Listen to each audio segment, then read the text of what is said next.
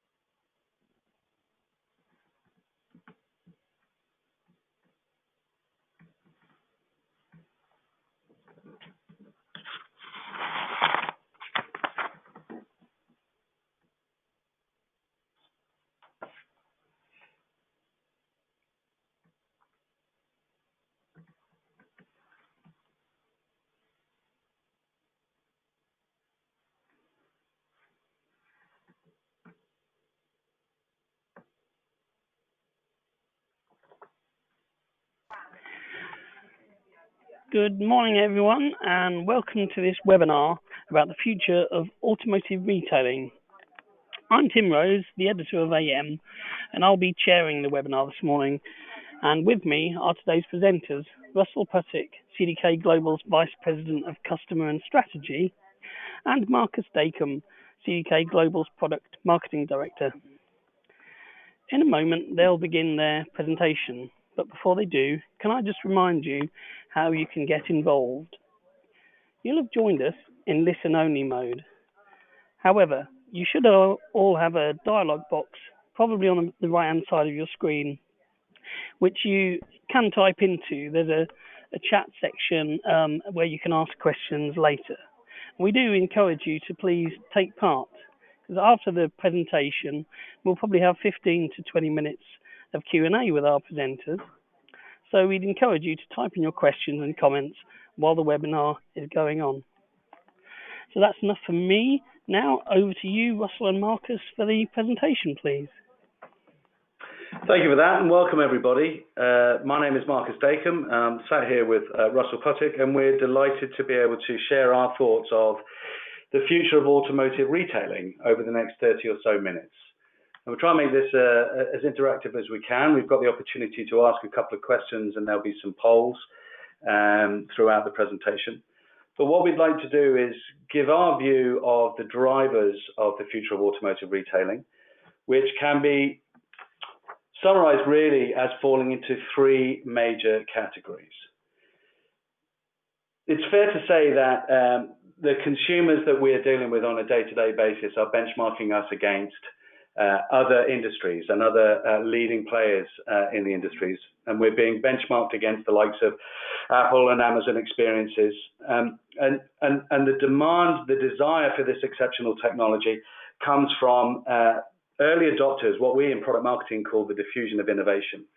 And the early adopters changing and moving the desire for this technology moving into the majority of consumers. And this drives a really high demand with high expectations from the consumer. And we're seeing at the moment that there are enough disruptors in the field to start to make an impact. And what that leads to is then a democratization of mobility. And what do I mean by that? Well, we've seen the trend over the last few years of commerce turning into e-commerce and into so-called we-commerce, where reviews and shared stories start to impact purchase-making decisions, social buying, and that leads into different demands and different expectations around ownership. So choice starts to evolve, and the experience that the consumer demands of their supplier, in this instance, the dealership, becomes different.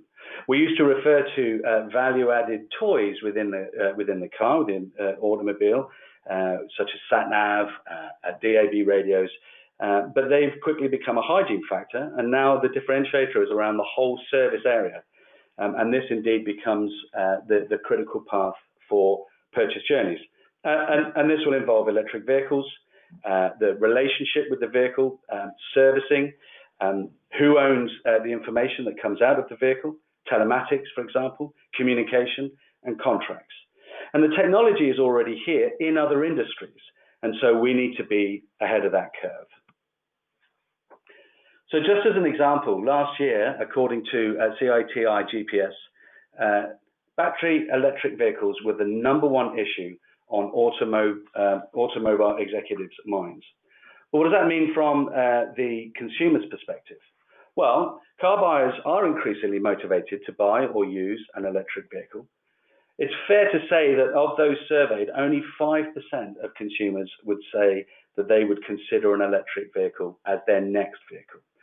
Having said that, 19% of people surveyed would consider an all-battery powered electric vehicle. 37% of consumers would be motivated by lower ongoing operating costs, and a good quarter of the people asked are motivated by their environmental impact, lower emissions, increased environmental responsibility. And so genuinely, the car buyer's perception is that lifetime ownership cost of an electric vehicle is already lower than that of an equivalent petrol or diesel vehicle. And I think it's really important now to understand who it is we're talking about as a consumer. And it's time to get really specific about our customers. And we can see the trend again in other industries that we should be benchmarking. So if I take an example of a 70-year-old driver living in rural Scotland, his needs, his motivations, his decision points are going to be completely different from a 30-year-old living in suburban Manchester. And it's important that we make the distinction between those two types and many, many other types of driver that we need to reach out to. But it's also important to understand that these things are not mutually exclusive. But there have been real barriers, and I'm going to hand over to Russell, who's going to take us through some of those. Thank you, Marcus. I think it's fair to say that we think of electric vehicles and the advent of this technology as something new. In fact, there's nothing new about it. The first electric car was built in 1884. It had a range of, I think, is about 1.2 miles from memory, but it did have a rechargeable battery in it. So this is nothing new. This is something that's been around for some time. But the barriers to the adoption are well known and well rehearsed. Range anxiety, how do I recharge it? What about the cost of it compared to alternative combustion engine vehicles, et cetera, et cetera. But I think that these barriers are well known and well practiced. At this point, I think we would like to ask the audience to give us their view of the impact of battery electric vehicles. So at this point, we're going to run a poll for you.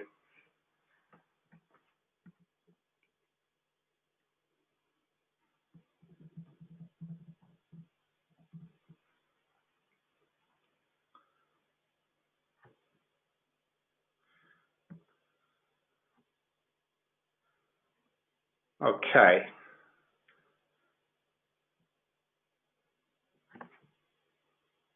Let's pull that poll to a close now.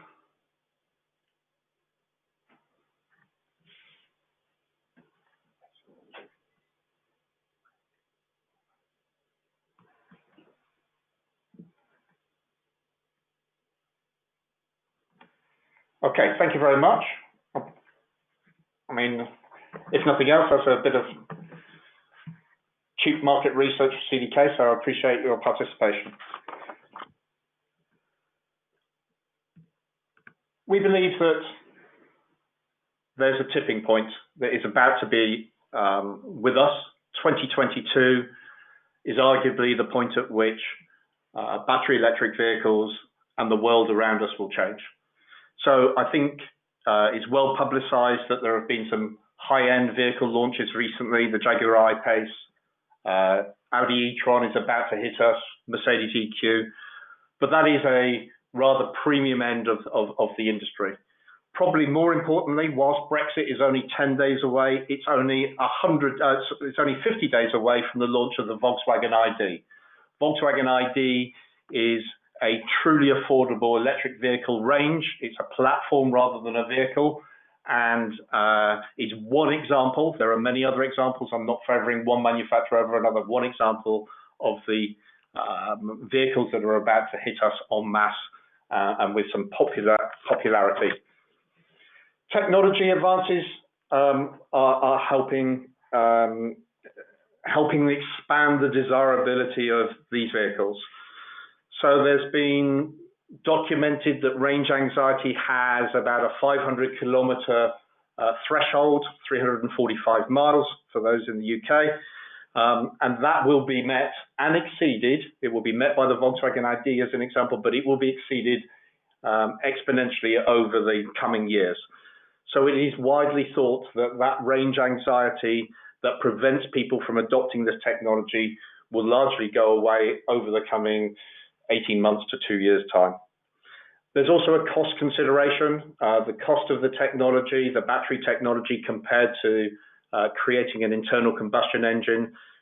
We are, and others are anticipating that come 2022, 2023, they'll be at about a parity point. And there are some studies out there that show that by 2030, there could well be more electric vehicles on the road than internal combustion engines. What does that mean? Well, of course, if with the advent of technology, range anxiety, price point becomes more affordable. There's a lot of activity going on in terms of the infrastructure, the recharging infrastructure. Some of the OEMs through JVs are getting into this world. You will all know that ChargeMaster has been bought out by BP, et cetera, et cetera. So there's a lot of activity, a lot of investment going on into the infrastructure that was previously a hindrance to this technology. Outside of that, there's also political, broader ranging considerations. So we have regulations, we have taxation, we see large cities across the world that are either thinking of moderating or in some cases banning the use of internal combustion engines at certain in its entirety or at certain times of day. We see taxation policies coming in. We see low vehicle emissions policies coming into place in large urban areas. All of these will have an influence in terms of the attractiveness of an alternative to the world that we've known it so far. So that paints a picture, but how and should dealers respond? So electric vehicles, it's widely said electric vehicles have a different servicing regime because you don't service an electric motor. You won't service a battery per se. So they'll need less servicing, less traditional servicing. And, you know, brakes, tires, suspension, there's already an infrastructure available to service those items. However, on the flip side of that, we know it is more complex. It's more expensive. It's safety dependent as well. So we strongly believe that the dealer network have an advantage over the independents in this area. But I think most importantly is what this does to the wider network in terms of an incentive to change. So we think it really will be a tipping point for the diversification of the dealer business as we know it today. That diversification can be around a whole number or a whole host of things, some of which we will discuss. So physical infrastructure, think about charging, but don't think about charging as we know it today. Already there are vehicles being manufactured that have induction charging. So consider how that might work. Consider how education of your existing customers, how do you become a trusted advisor? Because there's a great deal of uncertainty out there around how this will work, because it's a significant change to your customers today. Think about some of the peripheral projects that will come along with electric vehicles. So the car companies are thinking about new ways of ownership. So they're talking about leasing not just to one customer, but to a series of customers. So somebody gets the vehicle from 0 to 3 years old, the vehicle will come back, there's some degree of refurbishment, and a second customer will take it on from 3 to 6 years old at a different value proposition, and then a third customer will come between 6 and 9 years old. There's all sorts of opportunities for refurbishment and update of these vehicles as we look forward. So where there's disruption, there's always opportunity. Russell mentioned just a second ago about becoming a more trusted advisor as the landscape changes, and I just wanted to take a second to mention some research that's been ongoing about why consumers buy and what they look for when they engage in a relationship. And that boils down to, as the consumer is changing, they're looking for a credible supplier that provides a useful product that's relevant to their needs and that they can trust. And I drop this in now because as we move through the rest of the presentation, that credibility, usefulness, what was the relevance and trusted advisor starts to play a key part. So another term that's bandied around the industry a lot is around connected car, and we think about connected car in a whole host of ways. So there's connected car, there's connected customer. Let me talk a little bit around some of the things that we see because of some of the projects that we've got ongoing. So we see telematics as being potentially very important in terms of the relationships. So telematics, it already exists. I would say it's probably in its infancy at this moment in time, but the nature of the connected car back to the OEM, back to the dealer network in terms of the information that's flowing out from the vehicle itself. So, as we all know, all vehicles are connected. They are sending out messages. They're sending out messages that are alerts. They're sending out messages around what they might require, and that's a rich seam of data. Some of the OEMs are starting to move into the world of predictive servicing, and we strongly believe that the era of fixed interval or mileage-based or time-based servicing will move away, and it will now become dependent on the usage of that vehicle. In fact, we already see this. So we have some customers that work in the heavy truck sector, and trucks are, I think, in our opinion, are slightly ahead of passenger cars today. So it's critical that trucks keep moving 24 hours a day. And we have some customers where the telematics is literally sent out on a second-by-second basis, indicating what needs to happen and what is going to need to happen, and what the most convenient time for that intervention to happen is. So we're already seeing this, and we're predicting that this will wash back down through to the passenger car world. So how can dealers respond? I think a passive relationship is no longer current. I think there are, in the marketplace today, there's more choice, there are more incentives, and a more sophisticated outreach to those digital disruptors that are playing in traditional dealer spaces. OEMs may indeed become crucial gatekeepers in terms of some of the things we've just talked about. And after sales are likely to see the biggest impact amongst these disruptors as they play an increasing role. Smart dealers, we believe, will engage to stay ahead of that curve. Telematics, for example, can facilitate consumers to enjoy a check-in anytime, anywhere servicing arrangement. And dealers, as an entry level, need to concentrate on relationships. So, for example, I mentioned WeCommerce and review-based consumer activity. So, targeting 5-star customer reviews, providing personalized service offerings to customers, and indeed over-delivering, making our recently segmented customer feel the center of your attention. So then, demand, exceeding expectations. We know that consumer car buying and ownership expectations are changing rapidly. Gen Y customers currently value customer experience 3 times more than vehicle design. In Japan and the US, 60% and 46% of people polled, respectively, say ride-hailing makes them question car ownership at all. And just 27% of people planning to buy a new car in the next 5 years consider the dealer currently to be crucial. And that's driven by expectations that are changing rapidly. 45% of drivers want servicing to be integrated in their day-to-day life. And the most frustrating aspects of dealership visits tend to be expectations not being met out of stock cars, too much paperwork, the length of process, or haggling over price. I heard anecdotally recently that the Gen Ys that were polled will trust a YouTube review over your most successful salesperson. And increasingly, people are considering buying direct from OEMs, the numbers on the screen there. I think, interestingly enough, though, that whole journey, the whole car purchase journey, is more and more predominantly happening online. 88% of car buying research is carried out online, and when people do turn up to the dealership, a lot of their decision-making process has already been done. So what do customers really want today, and how can we best respond?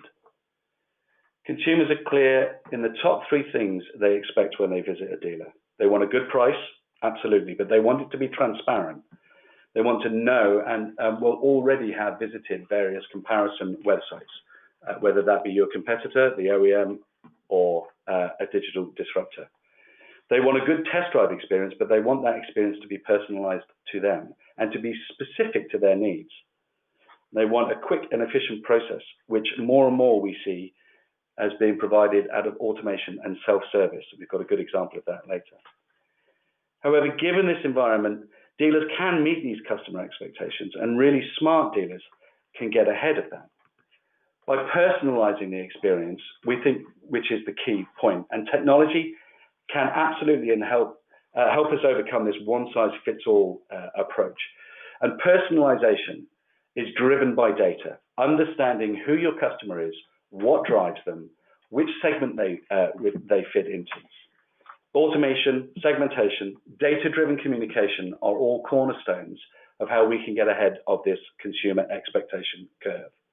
71% of consumers currently rate dealer or customer experience as either important or very important when choosing their next car.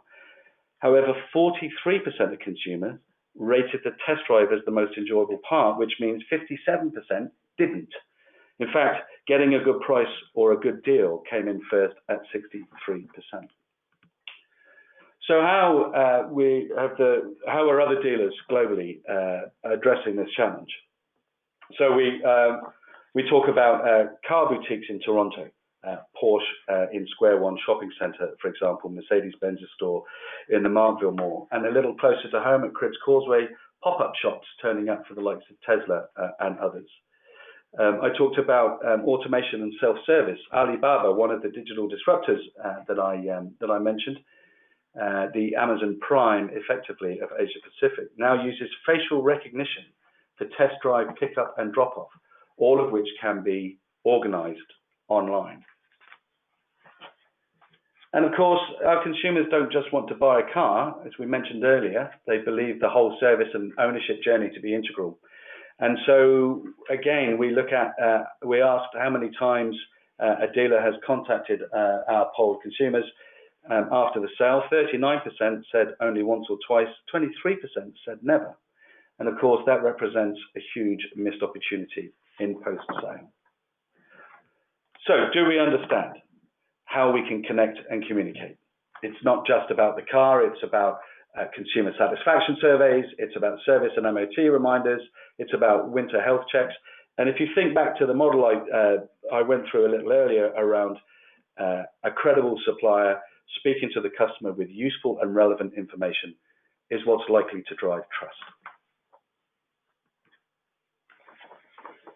Okay, so there's some of the macro influences over the industry at this moment in time. I want to spend a little bit of time on following on from what Marcus has just talked about to discuss mobility. Now, there are plenty of buzzwords in the industry, mobility as a service, MaaS, transportation as a service, TaaS, etc., etc. But what we're really talking about is a different ownership or usage model than the ones that we've been used to over the last 25, 30 years. Further influence on this is urbanization. I think it's fair to say that every study that has taken place over the last 20 to 30 years, the level of urbanization has exceeded the anticipated targets. So people have thought long and hard around how many of us will be living in an urban environment, and the reality has always surpassed those targets. So we live in an increasingly urban environment. 68% of the world's population will be living in cities. That clearly has an influence over our industry.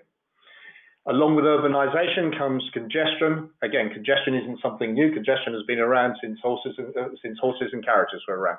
But it's a new form, and again, through some of the things that Marcus and I have been discussing on this presentation today, you can see what factors are influencing it. Here's some statistics around what the average speed is in some of the major cities across the world. We were predicting that mobility, with inverted commas, because mobility isn't one thing, mobility will be a series of alternatives that we'll talk about in a moment, will come to the fore. The shift from ownership to usage is inevitable, but it's also not a one-size-fits-all. There will be a variety of solutions that meet the specific needs of individuals as we look forward. To support that, here's a few statistics that, at one level are pretty scary. So the rise in terms of on-demand vehicles are predicted to increase from 87 billion to 1.4 trillion in the next 11 years. In terms of on-demand journeys, so the likes of what we know today from Uber, Lyft, etc., will rise from 3% of all passenger miles to 18% of all passenger miles. And 50% are millennials. And as anybody who has children of a certain age will know, millennials are different to and behave differently to people of Marcus and my age. With that, we're going to go and ask you for a second poll and to give us a bit of feedback around mobility.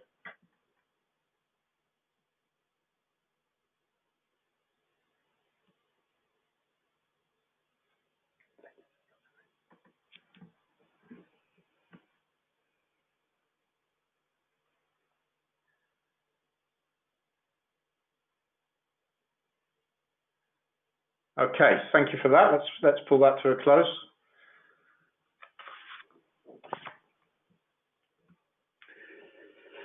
So again, what role can dealers play in this changing scenario? It's true to say that a lot of the OEMs are leading the way in so-called subscription-based services. Just to name one of the mobility as a service areas. People trust brands, and of course OEMs have spent a considerable amount of time and money to endorse their brands and have anticipated these trends and are capitalizing on it. But let's just talk about subscription as an example. Russell just said mobility isn't one thing.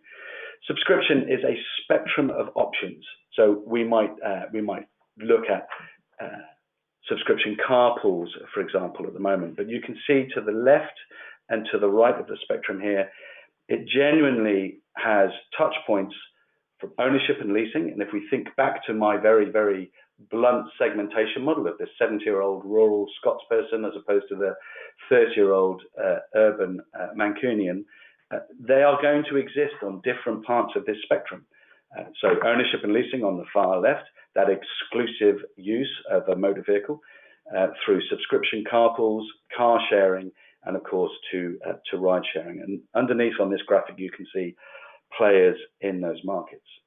And if we think back to the electric vehicle point, of course, these different solutions are going to be for different markets, different segments. and they cannot be mutually exclusive. They have to be supportive.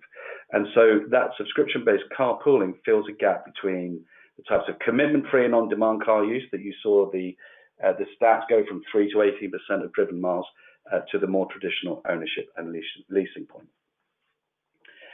And that evolving subscription service, dealers can get ahead by using one or more of these multiple demands by exploiting the technology solutions that exist today that may come in the very short future, that already meet the consumers, making the subscription adoption very, very consumer friendly, benchmarking against the sorts of industries that we mentioned at the very beginning of this call, using app-based service, using choices of models and derivatives, partnering with car park suppliers, potentially using fuel as just add fuel bundles where all car use is bundled in, potentially even fuel, and that's something we'll touch on towards the end.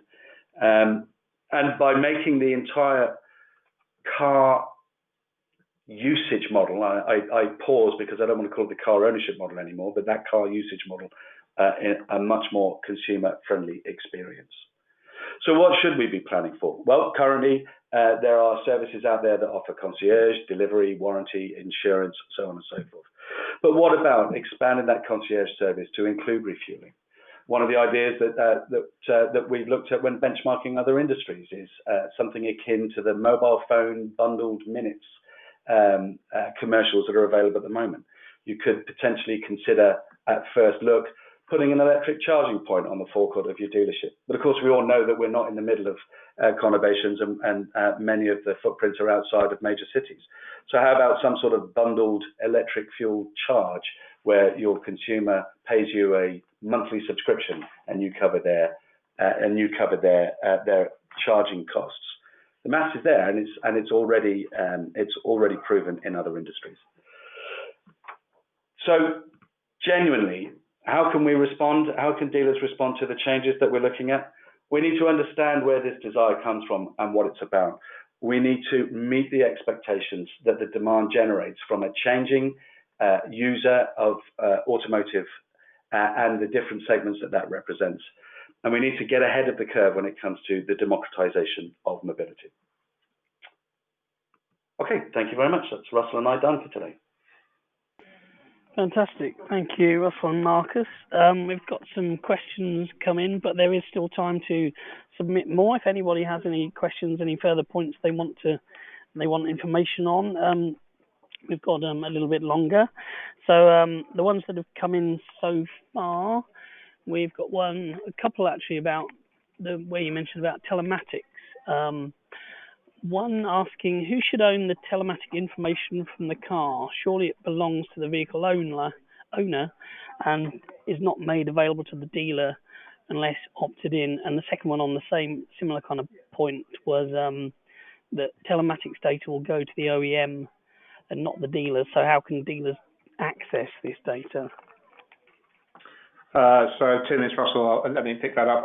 So I think they're both good questions, and I agree. They're both open points in terms of who owns that data.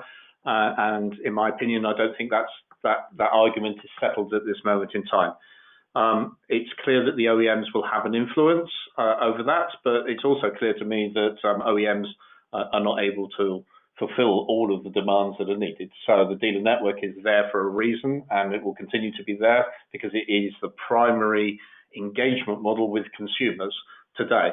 So yes, the digital data is likely to be directed originally to the OEMs for those customers that allow it, which is the first question. But clearly the fulfillment and the activity will need to be done by the dealer. So I had a personal example the other day. I was driving up the motorway, I had a flat tire, and I won't mention the car company, but they called me to inform me that what had gone wrong, and the fulfillment and dragging me off the motorway and solving my problem was done by the local dealer. So that's one good example of how that worked. Will it work in the same way for every OEM and for every customer? I suspect not. We've talked about personalization. I suspect there will be different tiers of personal services that are available. as we look forward. Anything to add to that, Marcus? Yeah, I just wanted to pull out, I mean, the whole ownership of data, obviously, we're still very early on this particular journey, but if we look at what the data is being used for, and to expand on Russell's example, it's about providing this useful, relevant service. It's about anticipating the needs of the driver. And of course, there is every opportunity for the dealership to be involved in that conversation. Yeah, absolutely. Yeah, when you mentioned about personalisation, it strikes me that I mean, dealers now can be preparing for this in terms of the relationships they've already got with customers. If they're proving now that they can be relied upon, they can be trusted, and they can personalise their services to meet the customer's need, then that's going to put them in a strong position, don't you think? Yeah, absolutely. And again, I think traditionally, and this is not limited to dealerships, this is sales in general, the personal details were used purely and simply to generate more sales, to upsell, cross-sell across a variety of other products. And of course, our consumers are getting more savvy on a day-to-day basis, and they're able to access more and more services from different industries.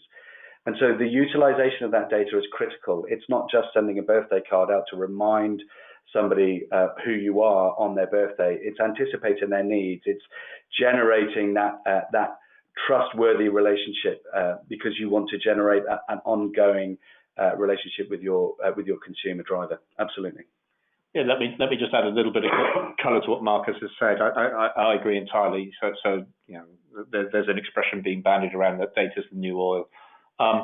Looking after that data is going to be critical to moving forwards, but really using that data. So we've got a couple of projects ongoing, looking at there's a rich source of data that's often hidden at the bottom of IT solutions. How can we bring that data out and make it useful? So let me. This is a really simple example, and there are other ones I could give, but a really simple example. So probably buried at the bottom of your IT solution is a series of invoices that talk to you about Marcus's mythical 70-year-old Scotsman, and who has been who comes to your dealership every 3 years and buys a new vehicle every 3 years on the dot and pays cash. That's a really rich source of data. So let's pull that out and let's use that to influence, and let's not waste our time making them a subvented or low finance, 0% finance offer, because we already know something around that customer and what is more likely to attract that customer in terms of a retention. That's one example. Another example is online service booking has become kind of a hygiene factor, or is going to become kind of a hygiene factor as we look forward. But there's all sorts of things that we know about customers. So if we know the customer is, in this case, is a retired gentleman, let's not offer them offer them to be in the service area at 8 o'clock on a Monday morning, which is your busiest peak period. The gentleman's retired. Let's incentivize them to come at a different time when it's more convenient for them and for us as a dealership. So there's a whole set of data that we believe is not being used in its most optimal way, that we want to bring out and use to truly drive personalization. Personalization isn't an aggregate of, we're sending something out to 1,000 customers. That's not personalization. Personalization is trying to drive behavior that it truly resonates with that at an individual level. And just to follow up on that, that's a really good point. One of the key things that the poll showed us was that the consumers now are asking for a personalised service because they're tired of being shouted at with a generic message. So the collection of that data, I remember an anecdote when Sainsbury's launched their loyalty scheme. They collected so much data. They said trying to use it was like trying to take a sip of water from a broken fire hydrant. And it's the same problem here. We do have a vast quantity of data at our disposal in terms of habits, in terms of methods of payment, in terms of demographics, and so on and so forth. It doesn't just necessarily rest on the telematics or the other things that we've talked about. It's about the entire profile of your customer base, and using that wisely is genuinely what's going to set the smart dealer ahead of the curve. Okay, thank you. You mentioned earlier in the presentation about the expectations of customers, and one of which was speed of service, and that automation may kind of assist with that. I mean, obviously, it's an industry where historically we've kind kind of required lead times due to the structure of the way that dealerships work, and customers in the past have been invited to kind of drop the car in the morning and come and collect it when they get a ring in the afternoon to take it away. And obviously during that time, the car is still sat on the dealership, taking up a space that could be filled by something else. So do you see what in terms of kind of future automation do you see benefiting dealers? Yeah, let me have a stab at that one. So I think you're absolutely right, Tim. I mean, I think it's evolving, but it's evolving very slowly. So I refer back to the answer earlier on. I think that the technology or technological advances will move from a sort of reactive type scenario to a more proactive type scenario. So first thing that's going to happen is that the vehicles will start to predict what they need and when they need it, and then it will be down to the likes of us, the dealers, to work out a set of tools that engage with those customers in the most appropriate way. But I think there are things that exist today from a technology perspective. We recognise, I think we widely recognise that some of the solutions that we've provided cannot be the only answer.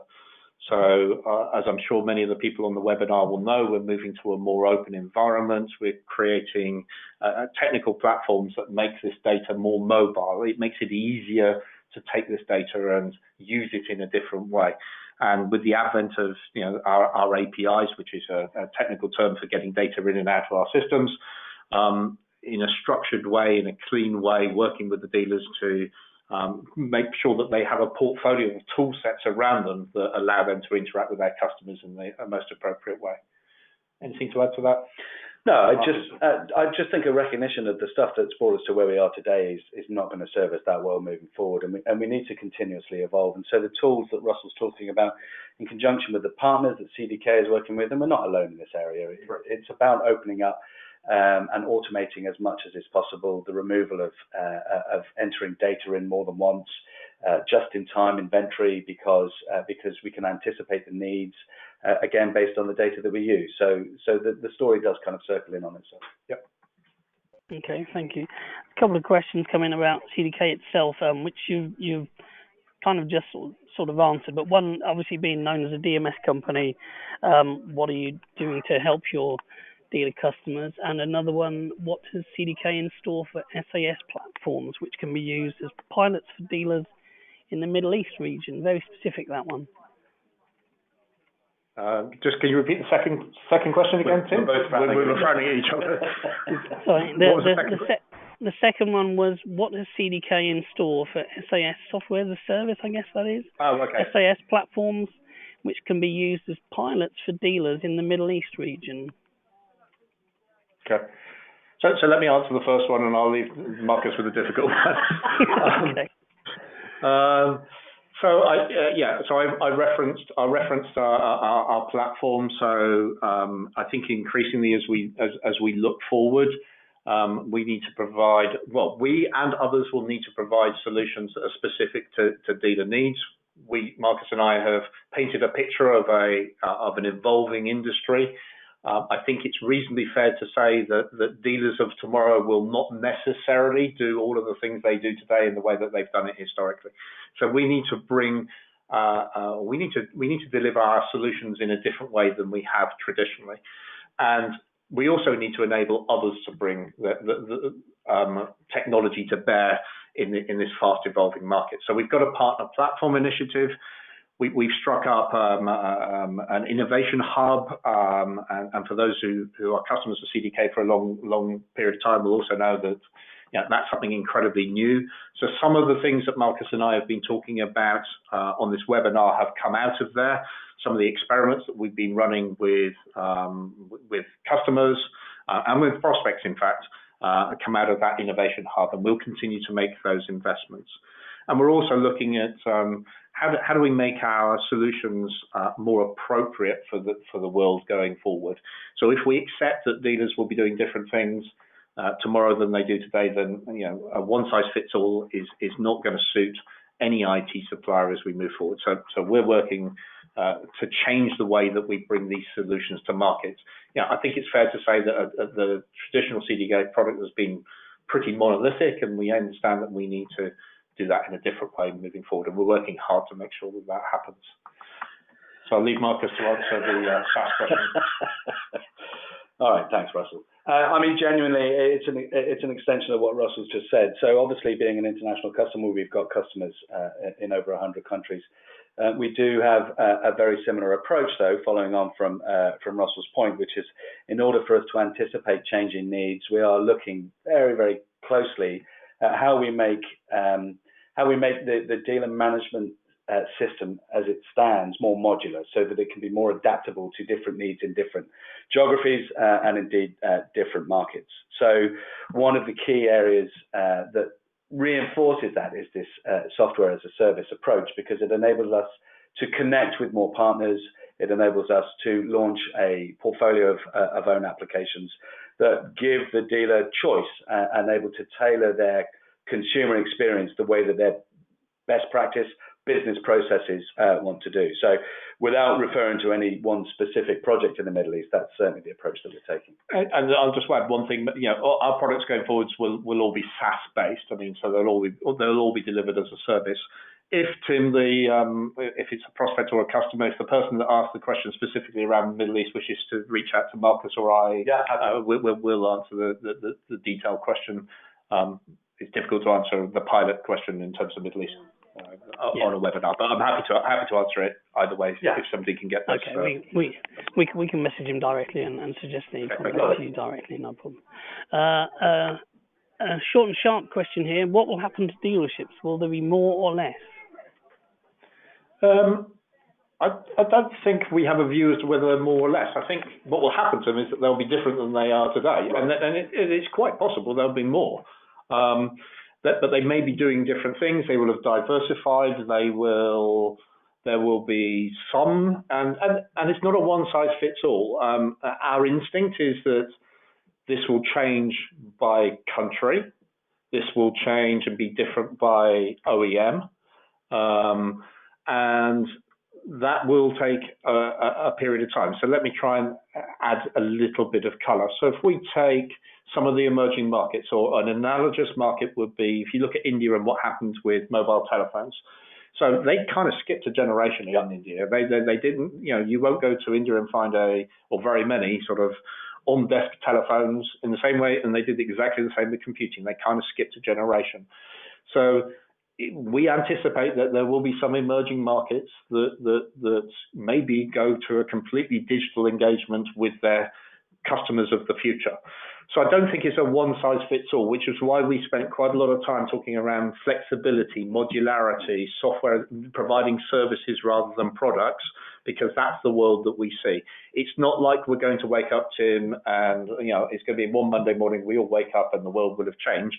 It's not going to happen like that. There will be differences in different markets, different OEMs, but there is entirely the possibility that there will be dealers that don't carry out the full suite that they do today. So, we anticipate that there'll be some dealers that may become service agents only. There'll be some dealers that are involved in the sales process. There'll be some dealers that carry out services that don't really exist in today's market as we look forwards. The one thing I'd add to that is that all of that will be driven by the consumer expectation. And I think if I can leave you with one message, then that's going to be it. So the consumer expectation in Beijing is different from the one in Delhi, is different from the one in Basingstoke, is different from the one in Toronto. But the dealerships that are ahead of that curve will be the ones that serve those consumer expectations in those markets. And I think just to sort of summarize everything that we've talked about, having the ability to tailor that experience and exceed those consumer expectations will mark the successful dealer of the future. Okay, fantastic. I'm conscious that we are kind of at our time limit pretty much, but we have a host more questions which we'll probably get you to answer and then put a piece together or a follow-up piece on the webinar so that people can read the responses to those. But just one last one, just looking through the list.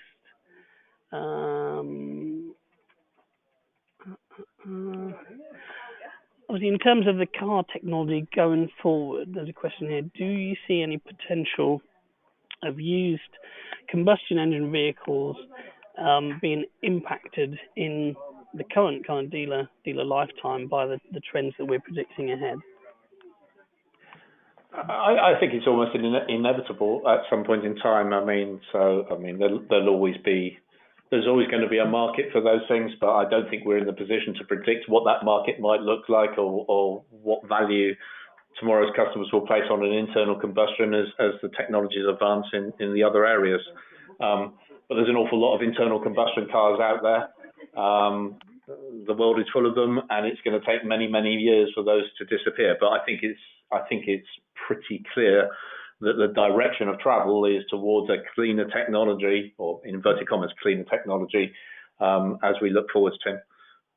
But I don't think we have a strong view, Marcus. No, it's difficult to predict. Of course, there are a number of political and economic pressures on that. I guess the only analogy I would call is the number of leaded petrol cars on the road today compared to when that transition happened. So yes, as taxes change, as incentives change, so you'll see consumer behaviour change. Okay, fantastic. Well, we'll have to wrap up now, I believe. I'd like to say thank you to Russell and Marcus from CDK Global for the presentation today. I'm sure, listeners, you've got plenty to go away and think about. If you wish to view it again, it'll be published on AM Online shortly. Thank you for joining us today and taking an interest in this webinar on the future of automotive retailing. Just a small plug for one of our events. For more views on the future kind of impact, the future changes in our industry, we have the Automotive Retail Congress, an event that we're holding on May the 21st. So please Google for the Automotive Retail Congress for more information about that. So yes, thank you all for joining us today. Thank you, Russell and Marcus, and we'll finish there. Thank you all very much. Thank you. Thanks, everyone.